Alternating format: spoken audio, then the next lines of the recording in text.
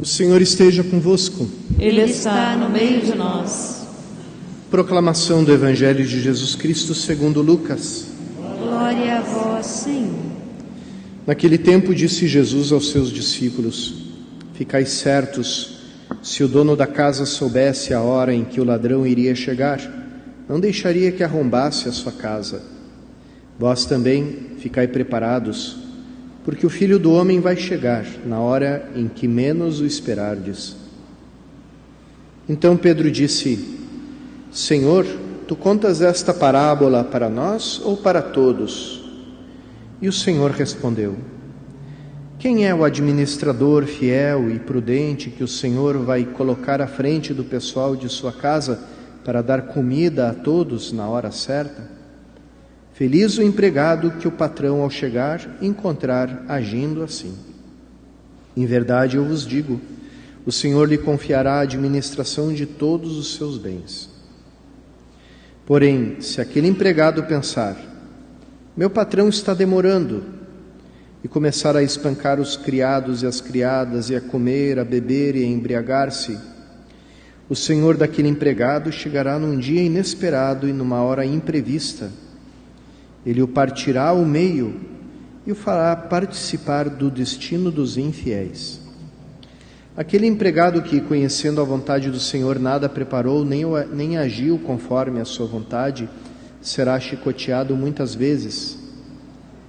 Porém, o empregado que não conhecia essa vontade e fez coisas que merecem castigo, será chicoteado poucas vezes. A quem muito foi dado, muito será pedido. A quem muito foi confiado, muito mais será exigido. Palavra da salvação. Glória a vós, Senhor.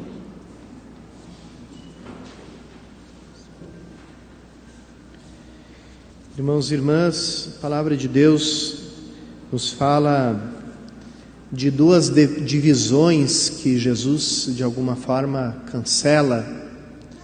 A primeira é aquela que a gente escutou na primeira leitura e que era muito forte entre os primeiros cristãos, divisão entre aqueles cristãos que vinham do judaísmo e que nunca entenderam que abraçar o cristianismo era abandonar o judaísmo. Pelo contrário, entendiam que reconhecer Cristo como Messias era a plenitude do judaísmo. Por isso continuavam se considerando judeus e seguindo todas as normas, as regras próprias do judaísmo. E vinha aquele outro povo que chegava diretamente do paganismo e deixava a adoração dos deuses pagãos para se converter a Cristo e, portanto, não praticava nenhuma lei judaica, nenhum daqueles princípios e costumes judaicos. São Paulo aqui proclama que Cristo, dos dois povos, do povo judeu e do povo pagão, fez um povo só e acabou com a divisão, e todos são herdeiros da promessa que se cumpre em Jesus Cristo. Então, fala dessa eliminação de qualquer divisão que possa existir. Na igreja, será que a gente encontra algumas vezes essa divisão?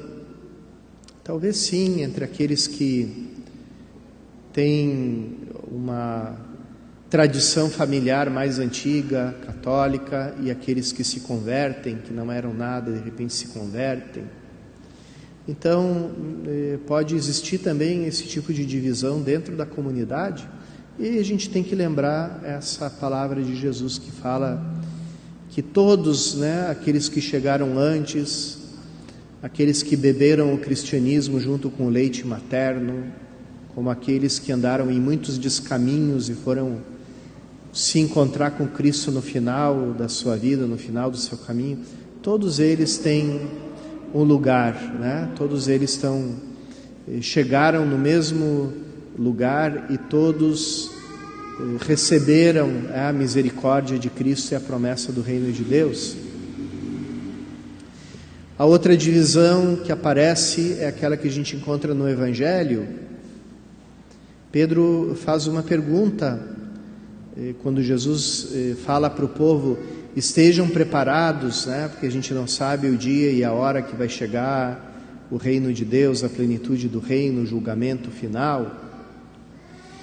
E Pedro faz essa pergunta muito significativa. Ele diz assim para Jesus: isso você diz para todos, para o povo em geral, ou fala para nós também, ou seja, nós, o grupo dos apóstolos, grupo daqueles que Cristo escolheu a dedo para estarem com Ele, para serem testemunhas, para serem depois fundadores, né, das diversas igrejas, das diversas comunidades eclesiais, né? E se Jesus faz alguma divisão ali, é no sentido de uma maior responsabilidade. Ele até diz: a quem muito foi confiado, né, muito será cobrado. É importante a gente ter em conta isso, irmãos e irmãs, porque existe um perigo que esteve sempre presente na igreja, né? E que muitas vezes o Papa Francisco denuncia com tanta coragem, que é o perigo do clericalismo, né? O que é chamado clericalismo? É aquela ideia de que o clero, ou seja, os sacerdotes, os bispos, são uma categoria à parte, que não tem que seguir as mesmas normas e os mesmos princípios, as mesmas obrigações que o resto do povo de Deus. Ou seja, estão pairando, estão um pouquinho acima do bem e do mal. Por quê? Porque estudaram, porque têm estudos teológicos, porque tem não sei que outra coisa a mais do que o povo de Deus, né? Do comum dos fiéis. Então acabam se comportando com aquilo que o Papa Francisco definiu como a psicologia de príncipes, né? Quererem ser honrados, querem ser adulados pelos outros, querem todo tipo de reverência, de deferência, e ao mesmo tempo não se sentem obrigados a cumprir com os mesmos mandamentos, com as mesmas normas morais e com os mesmos princípios da ética natural, né? A honestidade natural, a autenticidade natural, né? É um problema que existe na igreja, e é um problema do clericalismo. Ele é tão forte que depois, quando os sacerdotes convidam os leigos para colaborarem na missão pastoral da igreja, essa doença acaba ficando contagiosa, a doença do clericalismo, e acaba contaminando os próprios leigos.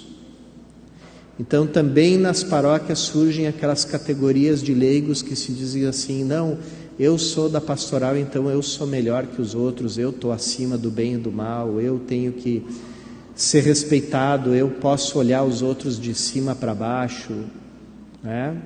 Os outros que não têm a mesma caminhada que eu, que não têm a mesma, né, não participam das mesmas pastorais que eu, são católicos, cristãos de segunda categoria, eu sou de categoria A, eu sou VIP, né, eu sou, né, eu vou de primeira classe, né, no avião da fé, da igreja, né?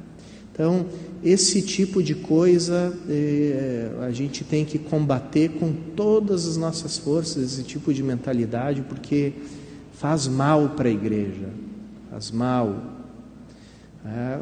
O sacerdote, ele é apenas um servidor do povo de Deus, recebeu a missão de manifestar a presença de Cristo, cabeça e pastor, e governa uma paróquia com a autoridade do próprio Cristo, mas ele tem que deixar transparecer que a autoridade vem de Cristo, não dele, não porque ele é mais inteligente que os outros, não porque ele é melhor, não porque tem mais talento, não porque tem nenhuma qualidade melhor que os outros.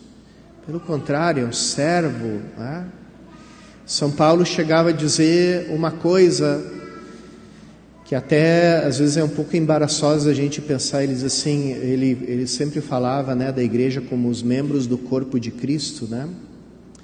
E ele faz uma reflexão e diz assim: aqueles membros do corpo que a gente tem mais vergonha de mostrar é aqueles que a gente cobre melhor, tá? E ele comparava isso com os dirigentes da igreja, né? Quer dizer, não são melhores que ninguém, tá? E por isso são recobertos, revestidos de um certo decoro, de um certo respeito, tá?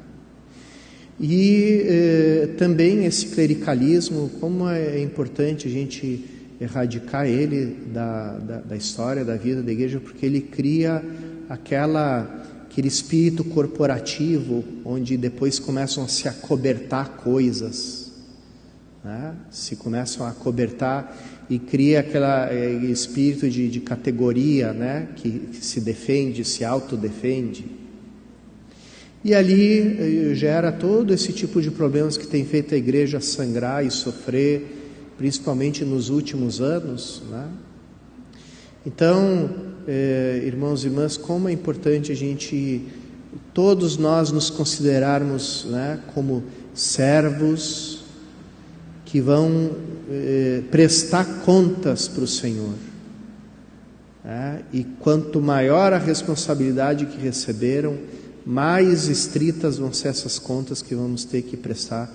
Por isso a gente tem que receber todas as missões, os encargos com uma grande humildade, com um grande espírito de serviço e com, vamos dizer assim, um santo temor de Deus, né? Aquilo que eu recebi foi para servir, foi para render, foi para fazer crescer o povo de Deus, e isso é aquilo que Deus vai me pedir contas, né, no último dia. Vamos pedir a graça, irmãos e irmãs, de ter essa humildade, esse espírito de serviço, para poder fazer a igreja crescer com a nossa ajuda, com a nossa colaboração sincera diante do Senhor.